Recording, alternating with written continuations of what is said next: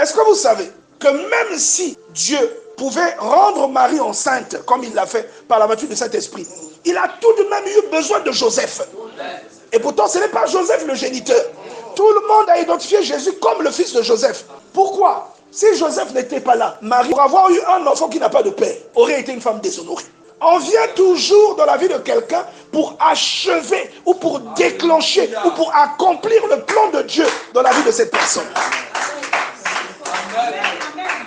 Quelle est ta valeur ajoutée dans la vie de la personne à laquelle tu as été associé dans ce monde?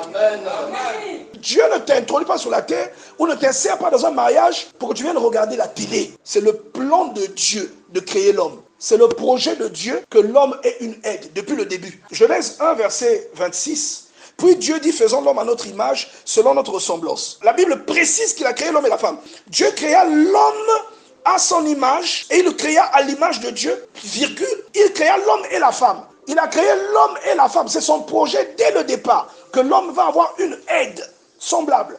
Et il prend son pouvoir de création, il le subdivise. Il met une partie chez le frère Chris, il met une autre partie chez la sœur Vanella.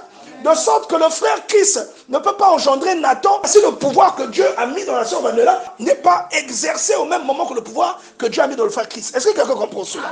Donc Dieu a voulu lui-même que l'homme soit créé en tandem. L'homme et la femme sont un tandem. Pourquoi je parle de tandem?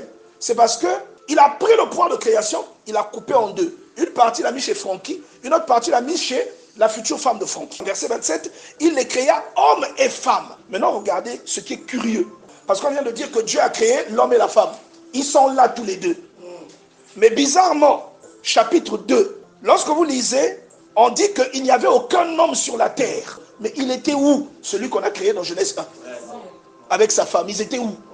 Il dit, lorsque l'Éternel, Dieu fit une terre et des cieux, aucun arbuste de champ n'était encore sur la terre, aucune herbe de champ ne germait, car l'Éternel n'avait point fait pleuvoir sur la terre, et il n'y avait point d'homme pour cultiver le sol. Quand on arrive au verset 6, il dit, mais une vapeur s'élevait de la terre et arrosait la surface du sol. Et là, j'aimerais attirer ton attention. À toi qui pries pour des choses qui n'arrivent pas. Dieu n'est pas un gaspilleur. L'homme n'était pas sur la terre, il ne pleuvait pas. Pourquoi? Parce que la pluie fait pousser la végétation. Or, la végétation nécessite un entretien quelconque. Donc, il y a parfois des choses que tu demandes. Parce que tu n'es pas là où Dieu t'attend, la chose ne vient pas. Tant que l'homme n'était pas là, qui allait bénéficier de cette pluie? La Bible dit, il ne pleuvait pas. Et une vapeur, il a utilisé un substitut. Il a utilisé une autre méthode. Une vapeur arrosée ou bien humidifier le sol. Et la Bible dit, l'Éternel Dieu forma de la poussière.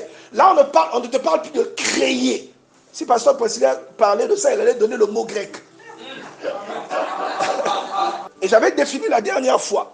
Créer, c'est emmener à l'existence. Mais former, c'est modeler à partir de quelque chose. C'est pas pareil. Former, c'est donner une forme d'une chose qui existe.